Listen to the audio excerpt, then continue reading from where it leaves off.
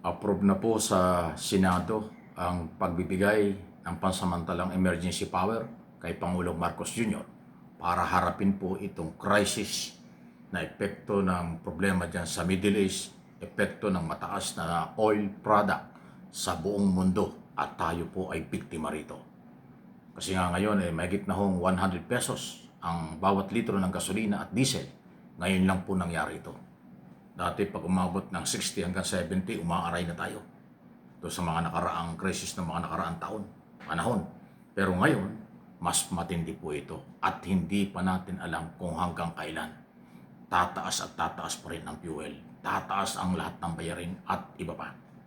So itong emergency power na binibigay ng Senado ay kailangan ni Pangulong Marcos para personal ding matalakay at magawa ng Office of the President ang pagkontrol sa mga pangunahing bilihin para hindi maabuso ng ilang sektor at pagpuproduce at pagbibigay ng mga tulong at ayuda para ho sa mga iba-ibang sektor na maapektuhan tulad ng mga driver, manggagawa at magsasaka at lahat na nangangailangan dahil hindi biro ang pagtaas ng lahat ng bilihing epekto nito. Dahil po hindi kagustuhan ng lahat ang nangyayari sa Middle East. Pero kailangan ay umaksyon ang ating Pangulo at ang ating bansa. At yun ang ibinigay, emergency power, para legal lahat ang kanyang gagawin para tulungan ang mga apektado at maapektuhan ng crisis na ito. Hindi ito biro. Ito po ay problema sa buong mundo. Pero dahil maraming tao, mahirap ang Pilipinas, maraming kailangan, so malaking epekto. Kaya kailangan ng emergency power. Ito ay kapangyarihan para tugunan ang problema. Hindi ito emergency power para sa pamumulitika o politika. Hindi yan. Kung may magsasabing ang emergency power ay gagamitin pangaharas sa mga kung sino-sino, hindi po yun. Emergency power para labanan at tugunan ang epekto ng crisis dahil nga ho sa problema sa Iran, Israel, Amerika at apektado mga bansa sa gitnang silangan. Pagpuproduce ng langis, apektado po. So, kung ano yung emergency power na magagawa ng Pangulo, atin pong antabayanan. At pagka kasi emergency power, pati pera, kung paano gamitin, ibigay at itulong sa mga biktima ng kahirapan, gagawin yan. Kahit temporary, pero malaking tulong yan. Hiniling ito ng Pangulo at pinagkaloob ng Kongres na Senado at sana ho ay magtuloy-tuloy ito. Okay? Don't panic. Ginagawa at umaaksyon ng gobyerno para dito. Yung nagsasabing walang ginagawa ang gobyerno, yung nagsasabing walang ginagawa ang ating Pangulo, yan ay political statement. Paninira lang. Kung saan galing, alam na ninyo yan. Okay? Samantala, Supreme Court at Kongreso, Kamara, huwag naman sanang magkaroon ng crisis. Alam naman natin, professional lahat, ang ating mga justices ng Korte Suprema, Chief Justice, at siyempre ang ating mga kongresista. Kasi pagka nagbungguan sila tungkol sa issue ng impeachment laban sa pangalawang Pangulo, pagka kasi dumating sa issue ng technicality na naman ito, siguradong pupunta na naman ng Supreme Court ang kampo ng pangalawang Pangulo. Okay? Pero dahil ginagawa naman ng Kongreso yung proseso na naaayon sa kanilang kapangyarihan at batas at ruling ng Supreme Court, hopefully hindi na ho ito mati-technical.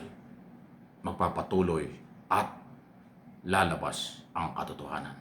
Kasi pag nagbanggaan ang judicial at ang legislator, ang laki ng epekto niyan. Sa mga dapat ay magandang coordination at proseso sa isang demokratikong bansa. Dahil sa ilalim po ng saligang batas, yan naman po ang talagang ating pinangahawakan lagi kahit sino kayo, kahit sino tayo. Ang Kongreso ay gagalaw sa ilalim ng batas. Ang Supreme Court ganoon din. Ngayon, kung mayroong grupo na ang layunin ay pag-awayin ito, mayroong grupo na ang layunin ay magkaroon ng hidwaan ng dalawang ito at magkasubukan, yun po ang masama. Huwag nating susuportahan yan. Pag may ebidensya, litisin. Pag wala, i-dismiss ang kaso. Kung anong ginagawa ng Kongreso na aayon sa kanilang kapangyarihan at kanilang sinumpaang tungkulin, sana ay huwag pakialaman ng kahit na sino. Yun po yun. Huwag paggamit, huwag politikahin, huwag teknikalin, at huwag pong malihis sa paghahanap ng katarungan sa pera ng bayan. Betrayal of public trust, napakabigat po niyan. Kawalan ng tiwala ng taong bayan sa government office at government official, yan po ay napakahalagang pangalagaan. Pag nawala yan, ibig sabihin may ginawang mali. Yun ay pananagutan. Kaya nga, impeachment, pagtanggal sa posisyon at pagbabawal sa lahat ng opisina ng gobyerno o anumang public office. Kasi yun ang kaparusahan ng mga impeachable official pag napatunayan. Ngayon kung hindi hahantong sa paglilitis dahil mate-technical o te-technicalin, abay, ibang issue yan.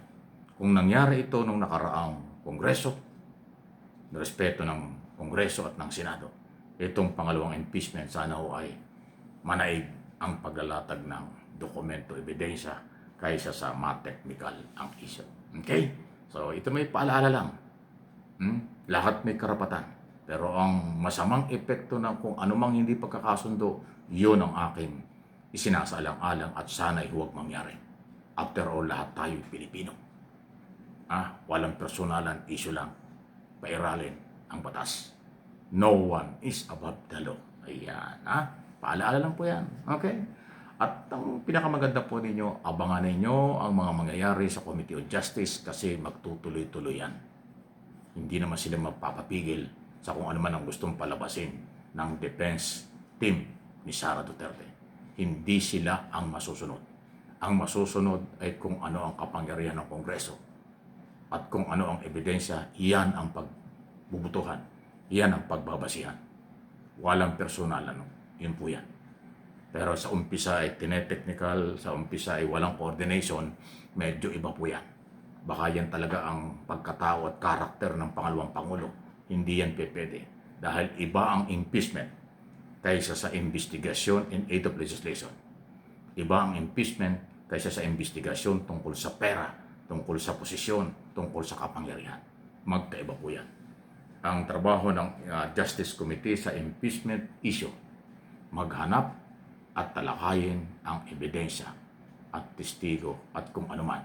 Then, ibigay ang pagkakataon sa inaakusahan para kanyang may pagtanggol ang sarili. Pero kung hindi makikipag-ugnayan ang akusado at inaakusahan, hindi yan magiging basihan para manahimik o tumigil ang proseso.